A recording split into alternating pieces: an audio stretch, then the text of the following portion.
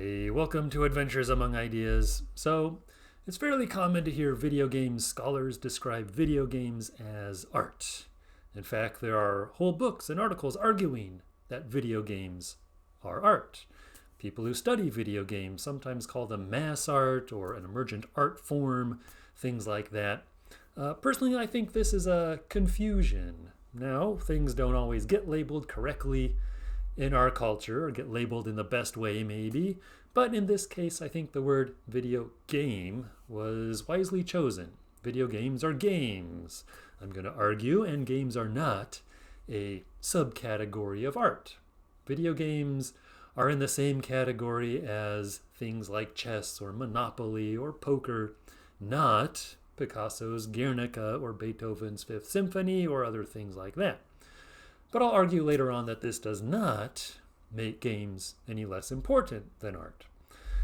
I'll say more about the difference between games and art in a moment, but first, so why would anyone call video games art when our culture has clearly labeled them as games? So I think there's at least two good reasons why people, and especially academics, like to think of video games as art. The first reason, in my view, is that video games use a lot of forms and techniques traditionally associated with the fine arts. So video games often use very sophisticated visuals, sophisticated music made by very artistically talented people. Video games sometimes have compelling narratives and dialogue written by talented writers. A lot of artistic and literary technique goes into making many video games. And because of this, they might seem to have more in common with art than with games like dominoes or parcheesi. But here's the key point, or one of the key points. So making use of traditionally artistic media is not the same as being art. Or to put it more simply, or if maybe less accurately, using art is not the same as being art. The other reason I think people, especially academics, like to think of video games as art is that art has a higher status in Western culture than games. When the average person thinks of art, they probably think of a painter like Rembrandt or a work like the Mona Lisa. And people have pointed out that when people think about art generally, they think about painting first. But you might also, if you push a little bit, you might get them to think about Bach or Shakespeare or other things of that nature. But on the other hand, when the average person thinks about games, they're apt to think about something like Candyland or Tag or Super Mario. There seems to be a vast cultural gap between Mona Lisa and Mario, right? Our prejudice, I feel, is that art is for the mature and sophisticated, while games, they're for kids. Sure, there's games like chess and Go that require a huge amount of learning and intelligence to master, but at least in the recent past, the main game playing time for most people was childhood. As you got older, you were expected to spend more time appreciating art than playing games. I find that a thought experiment can bring out people's general bias about this topic. So maybe think about this. Consider, in the first place, a young man who spends all day playing video games in his parents' basement. Compare that to a young man who spends all day studying art in his parents' basement. Now, which one sounds more sophisticated to you? Most people I think, will choose the young man studying art. So I think academics who study video games are subconsciously anxious about the cultural status of what they study, or games in general. Are maybe subconsciously anxious and self-conscious about the cultural status of the thing that they spend their time studying. And this anxiety maybe muddles their view of the ontological status of what they study. They'd rather think of themselves as studying high status art instead of low status games. This is understandable. As an academic, I want the things I study to be taken seriously by the wider culture. Unfortunately for ludologists, these are people who study games, there's not much to be done about it except wait for the culture to catch up to the idea that games are in fact important in their own right. And that great games involve as much skill and creativity on the part of makers and users as great art. I'll say more about this at the end.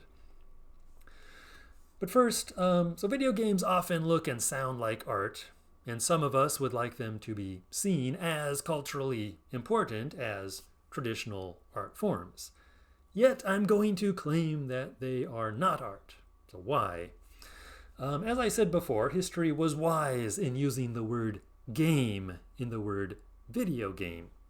Actually, the first video games were simply called games by reporters and people like that. Probably the people making them too called them games. The term video game was probably coined by a journalist in 1973 or so. This was after several video games and video game systems had been on the market for a few years already. The point I want to make is that people early on recognized video games as a new form of game rather than as a new form of art, and they were not mistaken. So what, anyway, is the difference between art and games? Is one of the big questions. And can something shift or move from being a game to being art? Well, there's two ways, at least, to look at a cultural artifact. You can look at something that we find in something that people make and use. You can look at it from the perspective of the maker, from the person who made it, and from the perspective of the user. So what was a person's intention in making it, and how do people actually use it? From the perspective of the maker, art is anything made, I would say. Art is anything made for the purpose of being apprehended from within what I'm going to call the aesthetic attitude. From the perspective of the user, art is anything apprehended from within that aesthetic attitude. In other words, not necessarily everything made to be art is apprehended as art. You can or may not apprehend something within the aesthetic attitude, and not necessarily everything apprehended as art was made to be art. The important thing, I'm going to argue, is the attitude that we bring to it. So what is the aesthetic attitude? To treat something aesthetically, to take the aesthetic attitude to something, is to treat it as an experience in and of itself. The practical attitude, in contrast, we can contrast the aesthetic attitude to the practical attitude. The practical attitude, in contrast, always treats objects as means beyond themselves. So from a practical perspective, a fork is a means for getting food into our mouths, and food is a means for quelling our hunger or getting energy or something like that. Now, we can experience a fork and we can experience food aesthetically if we want. We can treat them as art. We can appreciate the design of a fork for its own sake without using it for its intended purpose. We can savor our food for the sake of tasting the flavors that are there without having the further purpose of satiating our hunger. This is to apprehend these objects from within the aesthetic attitude. Most forks and food, however, are not primarily made for the purpose of aesthetic appreciation, of course. When an artist makes a painting or a sculpture, on the other hand, or when a composer makes a piece of music, they want their spectators or their audiences to experience the fullness of what that artwork offers. That painting, that composition, that poem, whatever it is. This is true at least if the artist is controlling his or her behavior by an aesthetic interest. Of course, artists have other motives for making paintings and poems and so on, such as social prestige or financial gain. But as I said, what matters at the end of the day is the attitude the user brings to the object. A key point is that to approach an object in the aesthetic attitude is to reduce overt doing to a minimum. So you let the object guide your perception. The choices have already been made. The hard choices have already been made by the object's maker, by the painter, the poet, the composer, whatever, the sculptor. The job of the receiver, the person viewing, the person listening, is simply to experience fully the results of those choices. So that's art and the aesthetic attitude. But wait, I've said that forks and food can be aesthetically appreciated. Can't video games be aesthetically appreciated? I would say yes. Games, as well as virtually anything else in existence, can be aesthetically appreciated. But here I'm concerned with why something is typically made and how something is typically used. The reason why we don't call a McDonald's hamburger or a Timberland hiking shoe or a pile of leaves at the side of the road pieces of art is because they're not typically made for appreciation within the aesthetic attitude. Nor are these objects, hamburgers, hiking shoes, piles of leaves, I think I mentioned, nor are these objects typically used as opportunities for taking the aesthetic attitude. You can, if you want, take the aesthetic attitude to them. You can treat them as art, but that's not really what they're for. Games primarily make use not of the aesthetic attitude, but of what's been called the illusory or ludic attitude. I'll use the term ludic. Ludic is I forget if it's Latin or Greek, but relating to games or play. So I'll use the term ludic since it's kind of relates to the term ludology, which is the study of games. So anyway, terminology out of the way, a game as opposed to an artwork has a goal and more or less explicit rules about how that goal can be achieved. In chess, for example, the goal is to checkmate the other player's king, and there's rules about how you can do this or how you can't do this, and so on and so on. Video games are like this. However beautiful the visuals and the music, however compelling the story, when most people spend their time with a video game, they're trying to achieve certain goals, certain objectives. They might kind of flicker into the aesthetic attitude from time to time. They might pause to appreciate a well-designed background or an especially beautiful passage of music in the game. But most gamers, most of the time, are trying to achieve objectives, the objectives that are set by the game's designers. And this means making choices about what to do within the limits of the game. And all this kind of goal-directed effort and all this decision-making is quite antithetical to the aesthetic attitude. It doesn't mix well with the aesthetic attitude. The ludic attitude and the aesthetic attitude, I would even go so far as to say, they are mutually exclusive. You can't do them at the same time, although you can go back and forth. But that said, the aesthetic attitude and the ludic attitude do have something in common. And this is, I think, another reason why they're sometimes confused. So they're both the ludic and the aesthetic attitude are distinct from and opposed to the practical attitude, which I mentioned earlier. So to appreciate an artwork or to play a game is to do something not directly related to survival, to your survival. To experience art, to play a game, is different from activities like eating to fill yourself for the purpose of filling yourself up, different from working to support yourself, from building a house to shelter yourself, etc. So this is not to say that art and games have nothing to do with human survival, only that their connection is more indirect, I would say. So what is the use of art and games then? In my view, art and games are both protected areas of human life. We might call them toy universes, where it's okay to experiment and it's okay to fail. The costs for trying and failing in art and games are much lower than, say, trying and failing at your job or trying and failing in your marriage or anything like that.